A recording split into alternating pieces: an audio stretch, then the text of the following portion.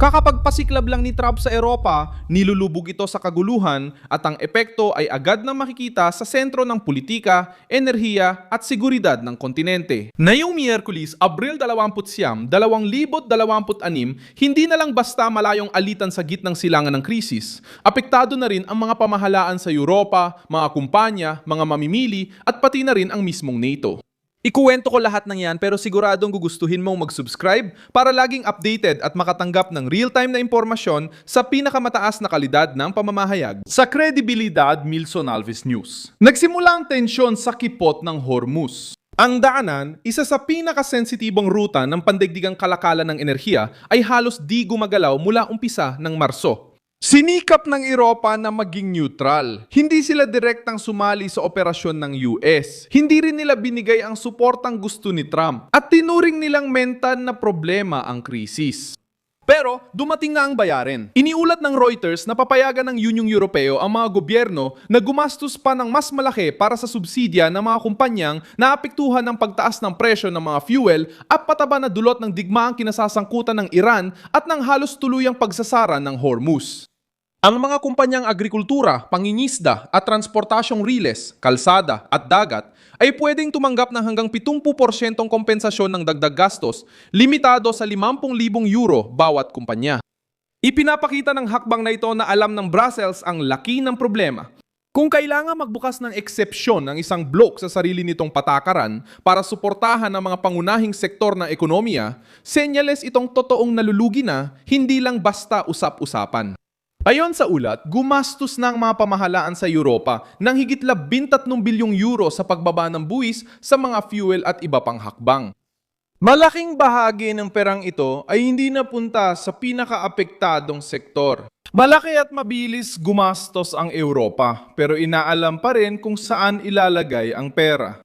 At dito, pumapasok ang pangunahing punto. Sinabi ni Trump na ang Hormuz ay hindi lang basta detalye. Mas umaasa ang Europa sa rutang ito kaysa sa gusto nilang aminin. Kapag gumihinto ang barko, tumataas ang insurance, umatras ang supplier, at tumataas ang presyo ng enerhiya. Ramdam ito ng tao sa supermarket, transportasyon, at bayarin ng kumpanya. Ayon sa Reuters, hiniling ni Trump sa Iran na tanggapin ang kasunduan. Kasabay nito, ayon sa Wall Street Journal, inutusan ng presidente ang kanyang mga tauhan na maghanda para sa matagalang pagharang sa mga pantalan ng Iran. Mahigpit ang estratehiya pero malinaw ang lohikang pampulitika. Higpitan ang ekonomiya ng Iran nang hindi agad mag-escalate sa mas malaking militar na tensyon.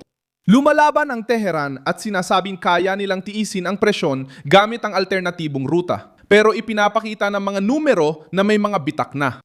Ayon sa ahensiyang pang-estudyante ng Iran na binanggit ng Reuters, bumagsak sa pinakamababa sa kasaysayan ang pera ng Iran. At ang inflasyon nung buwan ng Iran na nagtapos nung Abril 20 ay umabot sa 65.8%. Ito ang uri ng presyong sumisira sa rehimen mula sa loob, kahit na sinusubukan ng mga lider na ipakita ang lakas sa labas. Ano ito? Nahahati ang Pransya. Ang NATO na dapat ay nagpapakita ng pagkakaisa ay pinag-uusapan na ngayon kung babawasan o ititigil na ang nakagawiang taunang summit. Ipinapakita ng impormasyong inilatala batay sa pagsisiyasat ng Reuters na ang pagbabago ay pinag-iisipan din upang maiwasan ang mga tensyosong pagkikita kay Trump. Sa madaling salita, iniisip ng pinakamakapangyarihang alyansang militar ng kanluran na baguhin ang kanilang diplomatikong gawain. Dahil ayaw nitong mailagay sa harap ng direktang pagdiin ng Pangulo ng Amerika. Malala ito para sa imahe ng Europa.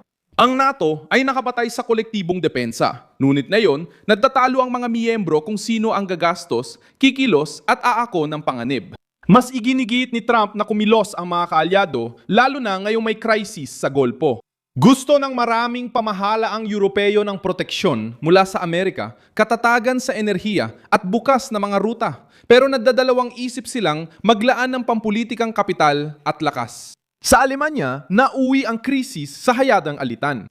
Sinabi ni Friedrich Merz na maayos pa rin ang relasyon niya kay Trump, ngunit muli naglabas ng pag-aalala sa epekto ng digmaan sa ekonomiya. Sinabi niya na ang Alemanya at Europa ay nahihirapan dahil sa mga epekto ng krisis, kabilang ang pagsasara ng Hormuz na may direktang epekto sa supply ng enerhiya at sa kawalan ng trabaho. Iniulat ng Reuters na binatikos ni Trump si Merz matapos sabihin ng German Chancellor na hinihiya ng Iran ang US sa pagdala sa mga opisyal nito sa walang saysay na negosasyon sa Pakistan. Di maganda ang dati ng pahayag ni Merz dahil nailantad ang pagkabalisa ng mga Europeo.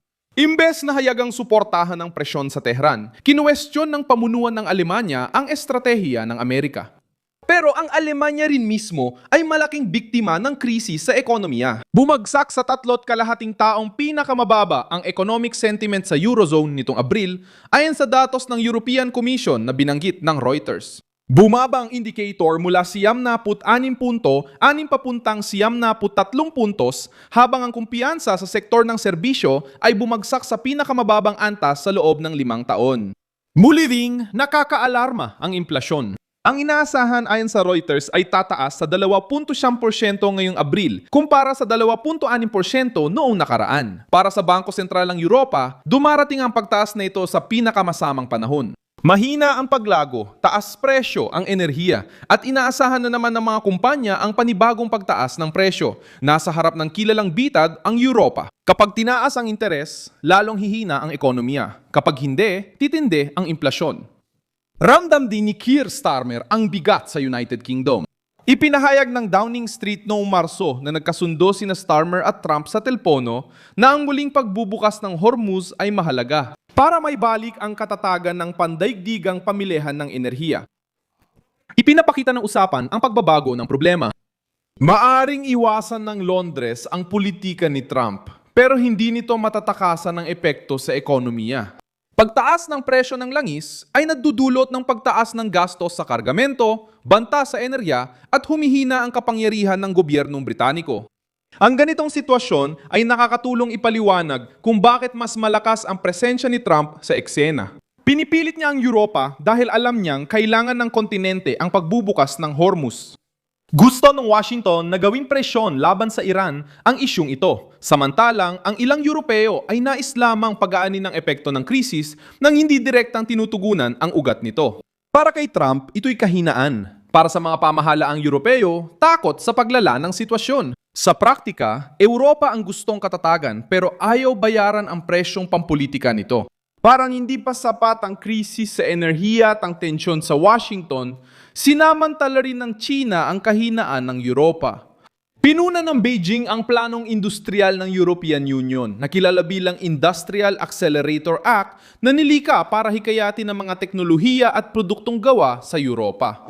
Ayon sa Euronews, sinabi ng Ministry ng Kalakalan ng China na ang panukala ay nagdudulot ng hadlang sa dayuhang pamumuhunan at diskriminasyon at nagbabala ng posibleng kontrahakbang kung hindi maresolba sa dialogo ang hindi pagkakaunawaan. Narito ang kabilang panig ng pagsabog sa Europa. Nais ng European Union na bawasan ang pagdepende sa China sa mga estratehikong sektor tulad ng malilinis na teknolohiya, mga sasakyan, aluminyo, bakal at semento. Kapag pinapalakas nito ang sariling industriya, binabantaan nito ng Beijing sa ekonomiya na nagpapakita ng matinding kahinaan. Ilang taon ding inilagay ng Europa ang sarili nito sa sobrang komportableng posisyon. Sensitibong enerhiya mula sa labas, industriya nakadepende sa panlabas na supply chain at seguridad na nakasandig sa payong panseguridad ng Amerika. Ngayon, sabay-sabay na yumanig ang tatlong haligi. Naunawaan ni Trump ang hindi balansing ito bago pa man aminin ng maraming leader ng Europa. Ipinipilit niya ang dagdag produksyon, mahigpit na kontrol sa ekonomikong hangganan at matapang na pagtugon sa mga mapanlabang rehimen. Sinusubukan pa rin ng Europa protektahan ang modelong nakadepende sa murang enerhiya, bukas na kalakalan at proteksyong militar ng Amerika. Kapag magulo ang mundo, bumabangga ang modelong ito sa realidad. Ibinunyag ng krisis sa Iran ang lahat ng ito na ginagamit ang Hormuz bilang sandatang pang-ekonomiya ng rehimen ng Iran. Pinipigilan ng China ang Europa na muling buuin ang sariling industrial na base. Sinisikap ng NATO na iwasan ang panloob na sigalot sa politika. Tinatangkang pigilan ng Alemanya at United Kingdom ang pinsala sa kanilang bansa. At si Trump, sa gitna ng ganitong sitwasyon, ay ginagawang kasangkapan sa negosasyon ang presyon. Ang problema ay nagre-react lang ang Europa, hindi namumuno. Sumasagot sila sa presyo ng enerhiya gamit ang subsidya at sa pressure ng China sa panawagan ng dialogo. Sumasagot sila sa pressure ni Trump sa pagbawas ng public exposure at sa Iran naman sa pagsubok na makaligtas sa epekto ng Hormuz. Iyan ang dahilan kaya lumalakas ang usap-usapan ng kaguluhan, hindi dahil ang mga lansangan ay nasa ganap na kaguluhan, pero dahil ang mga pangunahing desisyon sa kontinente ay tila nahuhuli kumpara sa isang krisis na mas mabilis ang takbo. Sa huli, direkta ang katotohanan. Pinapili ni Trump ang Europa sa isang pagpipiliang iniiwasan nito. Malinaw na susuportahan nito ang presyon laban sa Iran at tatanggapin ang gastos sa politika. O patuloy na sasalo sa gastos ng krisis sa enerhiya na tinatamaan ang kanilang ekonomiya mula sa loob. Nagsimula ang pagsabog sa Hormuz, dumaan sa Washington. Umabot ito sa Brussels, Berlin at London. Ngayon, nahayag na gustong umiwas ng Europa sa digmaan, ngunit dumating na ito sa kanilang ekonomiya. Mag-like sa video ito at mag-subscribe sa channel. Tingnan ang mga komento para mas maging aktibo sa Minsan Alves News Community.